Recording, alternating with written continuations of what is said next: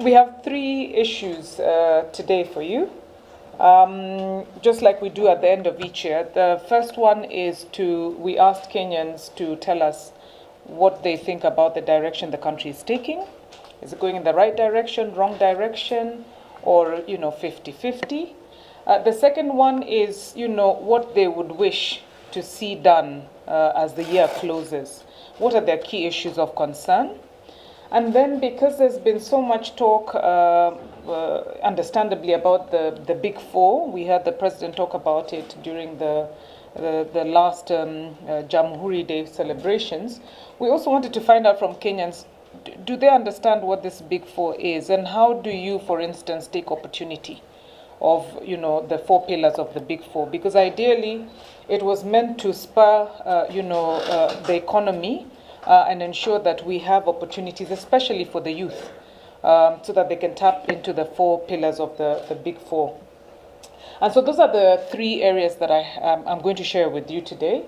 In terms of the methodology, it's 1,500 interviews. They were conducted using computer-assisted telephone interviews. The call center is just outside here, covering the whole country.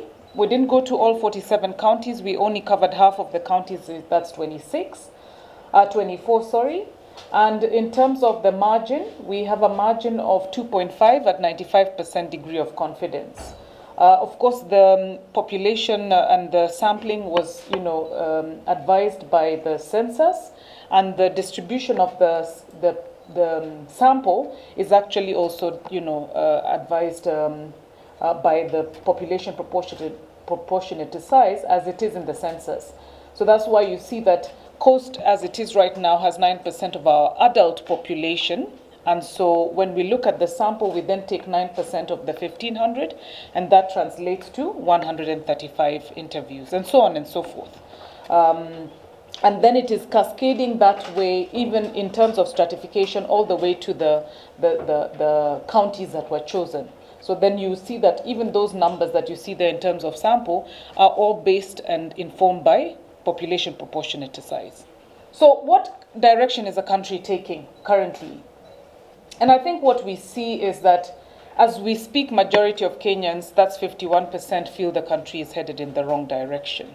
We have only 36% currently saying that the country is headed in the right direction, and 11% saying it's neither right or wrong direction. So generally, most Kenyans feel that the country is not headed in the right direction, and I will share with you why they feel this shortly. If we look at, the direction the country is taking, and we look at it then by region, we see that, there are regions that really feel the country is going in the wrong direction. Look at Western with 54%. You have Nyanza with 57%. Even in Nairobi, you have nearly half saying the country is headed in the wrong direction. And then we also have Eastern with another 57%. It is primarily in Northeastern that we have people feeling the country is headed in the right direction. We also have, if we look at it, comparatively, then we see that also in Central and Rift Valley. And parts of Nyanza, we also see people feeling that the country is headed in the right direction. But generally, what you do see is, 51% feel the country is headed in the wrong direction. If we look at the trends, and wrong direction is the red bar or the red line, you see that in 2017, February, we were at, what percentage is that? 55%? And then in January, that is January of 2017, we were still at 50%. We went down to 49% in June, and in July we went down to 49%. Then it went down drastically, wrong direction, went down to 28% in May of 2018. And then now we see that in August it was at 40%, wrong direction, and currently we have it at 51%. At the beginning of 2018, people thought the country was going in the right direction, specifically because at least there was calm after the surprise handshake that we saw. But right now, I think what has happened is at the end of the year, we're closing with people saying, giving the message, I think mainly to government and policymakers, that the country is not headed quite frankly in the right direction. Why?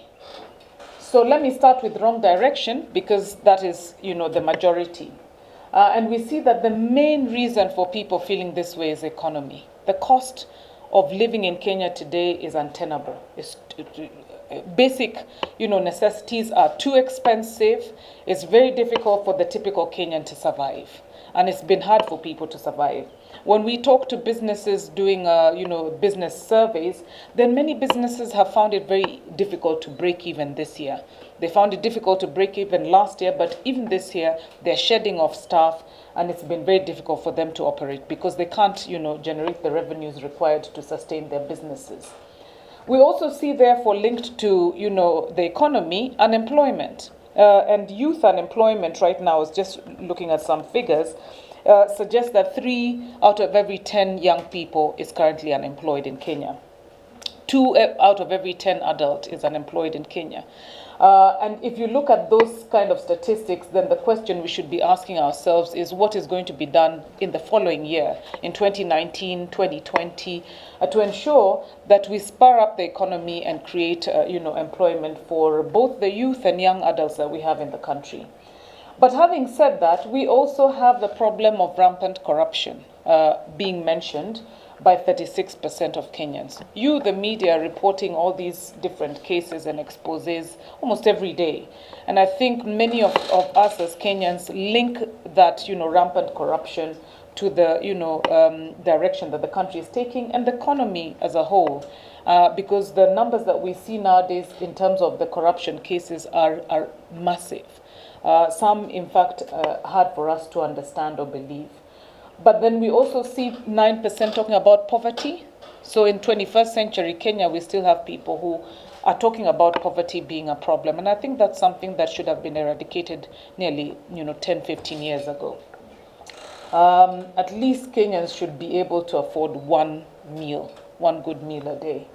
And then, we also see, different other things that they're talking about there that are ensuring or making them feel that the country is going in the wrong direction.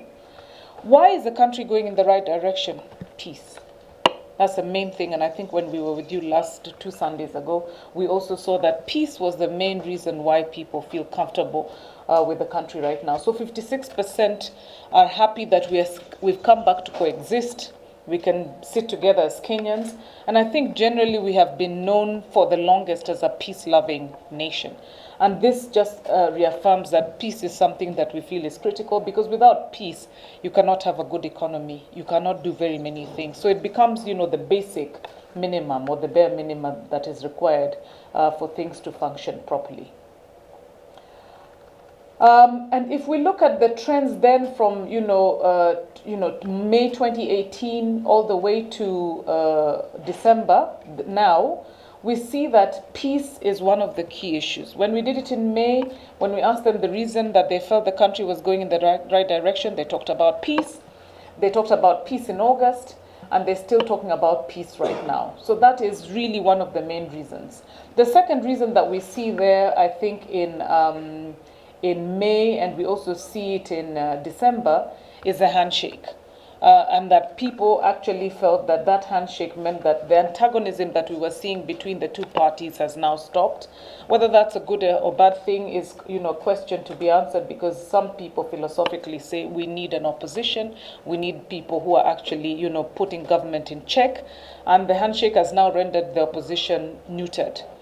We don't have a functioning opposition that actually questions government in any way.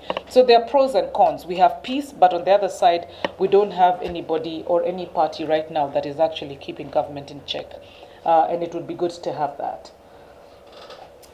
The reasons that the country is going in the wrong direction: economy and governance. So we see high cost of living in May. Then in August, it was rampant corruption. There were so many cases coming up.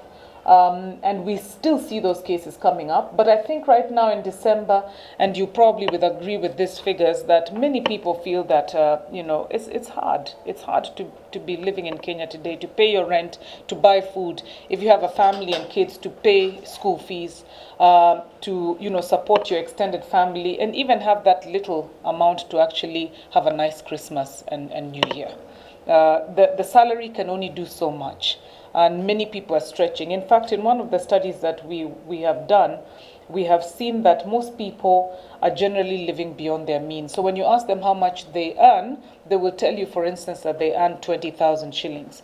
If you ask them what they spend, they will tell you they spend on a monthly basis 35 to 40,000 shillings, which means that we are all living on loans, because that's the only way to survive right now, or borrowing from friends. But I think government needs to be sensitive to that and actually start doing things that will spur the economy again, so that we can live within our means and not have to borrow every so often and be living, beyond our means. With regards to corruption, I think, we have seen that it is mentioned each and every time.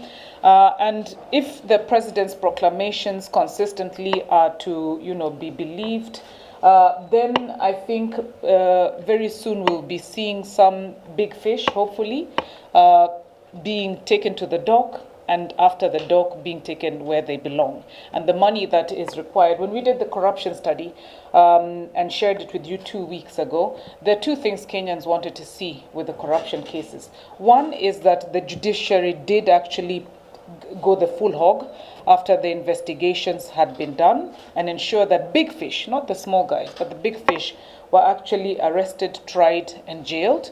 But even more importantly, they also wanted to see, us reclaiming the assets. So if somebody has stolen 1 billion shillings, where is it? And how do we get it back? Because when that money comes back into the economy, then we will not be suffering the way we are currently suffering in terms of, share of wallet and the things that we can afford. And then, of course, there's unemployment, which is linked to all these things. If the money that is meant for the economy and spurring economic development is actually being stolen, then the youth can't get jobs. Where are they going to get the jobs from? We can't get tenders. Where are we going to get the tenders from? Because there's so much going, under the table, and there's so much pilferage. So that pilferage really needs to stop.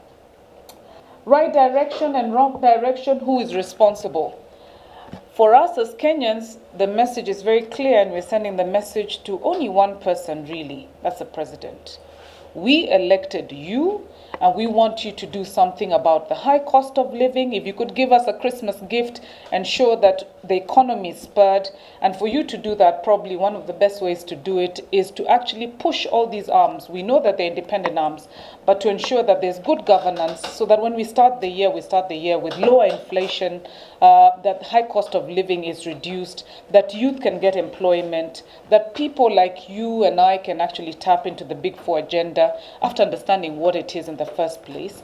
But I think that is the message generally, that when the country is going in the right direction, and there are many people who feel it's going in the right direction, we say that the president is responsible. But the 51% who actually feel that the country is going in the wrong direction are also saying, Mr. President, the responsibility is yours. So take the mantle and change the direction that the country is taking. So as I guess this is a message to him and his cabinet, where we are saying these are the key issues of concern to us as Kenyans. The first one we have talked about is high cost of living. The second one is unemployment. The third one is corruption. Then we have insecurity and crime and all those. But the top three that we want the president to deal with fair and square is, high cost of living, unemployment, and corruption. If he can give those to us as a Christmas gift and say there will be, lower cost of living, affordability of basic amenities, food, clothing, shelter, education, and then we have, lowered unemployment, opportunities for the youth in the formal and informal sector, through the 4 pillars of the Agenda 4. And then, of course, keep on pushing, because it's talking about keep on pushing the different arms of government to ensure that corruption is reduced, then I think we as Kenyans would be more comfortable as we close the year. And you don't see that it changes much. Some years, in 2014, it was unemployment that was a key issue. 2015 it was corruption. 2016 it was corruption. And right now it is the economy and high cost of living. Tumefinywa sana. And I think that is something that should be the main message. How do you really sort this thing out for the basic, simple mwananchi, common mwananchi, to ensure that their standard of living does not, get much more unaffordable, much more difficult, that it pushes them to the edge, because that's what it tends to do. When you can't afford to live and to survive, things push you to the edge. And when it pushes you to the edge, then what we'll be seeing here as our main issue is crime. So are we aware then of the big four agendas, Kenyans? Because this is probably what is going to resolve the economic issues that we have. Well, majority of Kenyans don't know what this big four agenda is. We don't know what the pillars are. We just hear about it, but we don't know what it means.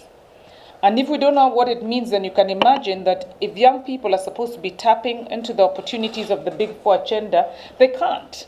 Because let's be honest, the communication and the sensitization campaign of the big four agenda has been very lackluster, if you ask me. We heard about it from the beginning of the new term of the president, but then it wasn't very clear. It was a little hazy for most people, and this just reaffirms that I think government and the president's delivery team need to do a little bit more to sensitize us, one, on what the four pillars are, and two, where the opportunities lie and portend for many of us as Kenyans. So that if it is youth, where can they go if they're going to want to do something in terms of self-employment in the health sector, in manufacturing, in housing? Where are they going to go? Because right now, if you don't know, you can't benefit from that particular. You can't benefit from anything. You have to know first. You have to be aware. You have to understand. And I think that's really where the president needs to start from, so that we are, sensitized, and then we appreciate what this big four agenda is, and we then help bolster what the pillars of the four pillars of the big four agenda are. And you can see where the lack of awareness is highest. Certainly at the coast, 61% of Kenyans don't know what this big four agenda is. They have no clue. Nairobi, 59% of Nairobians do not know what the big four agenda means. So you wonder if this is the hub and this is the decision making and administrative capital and the business capital of this country, and 59% of Nairobians do not know what big four agenda is, how then is it going to succeed? How is it going to spur that growth that was the intention? So I think the first thing for them to do is sensitize us.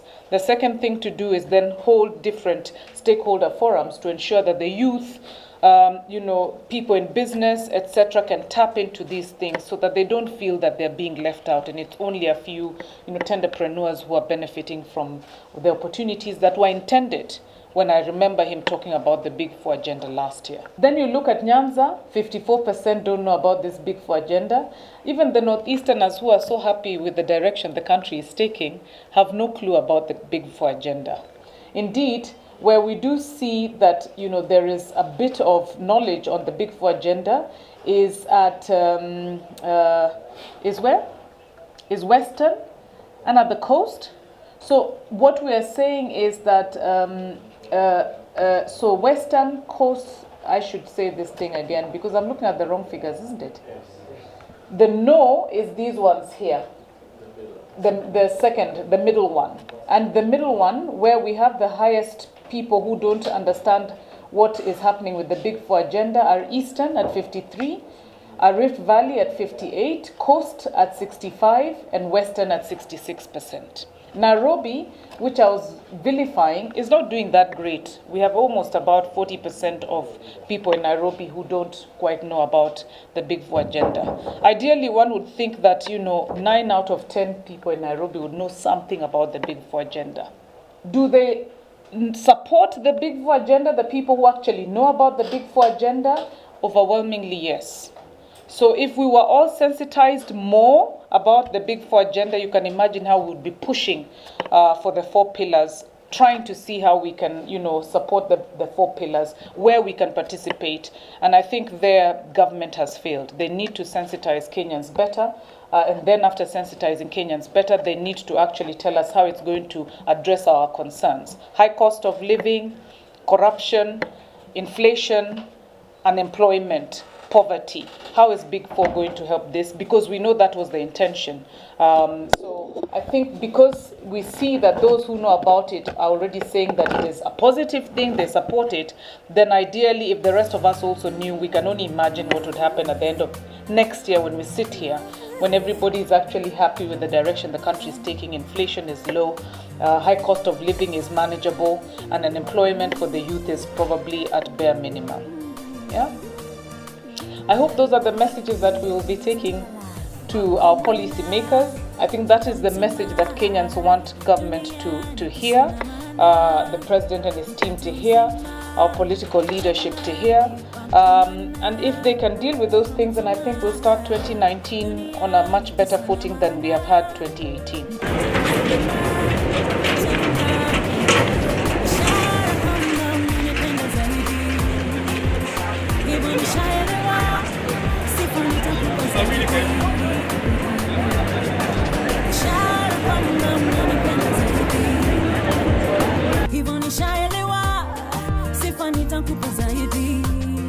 Na siwezi jizuia kusema wako wema, na sio kama najigamba, umenitenda mema. Na siwezi jizuia kusema wako wema, na sio kama najigamba, umenitenda mema. Umekuwa mwema kwangu.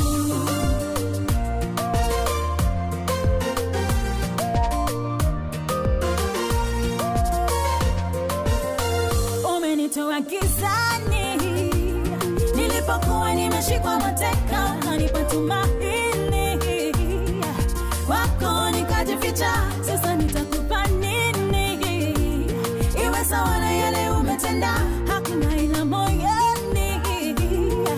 Sifa nitakuimbia, nilikugharimu msalabani unifie.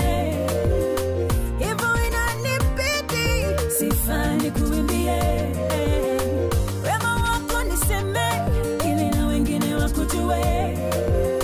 Wote waungane nami na wazee 24. Na siwezi jizuia kusema wako wema, na sio kama najigamba, umenitenda wema. Na siwezi jizuia kusema wako wema, na sio kama najigamba, umenitenda mema. Umekuwa mwema, acha niringe, umekuwa mwema.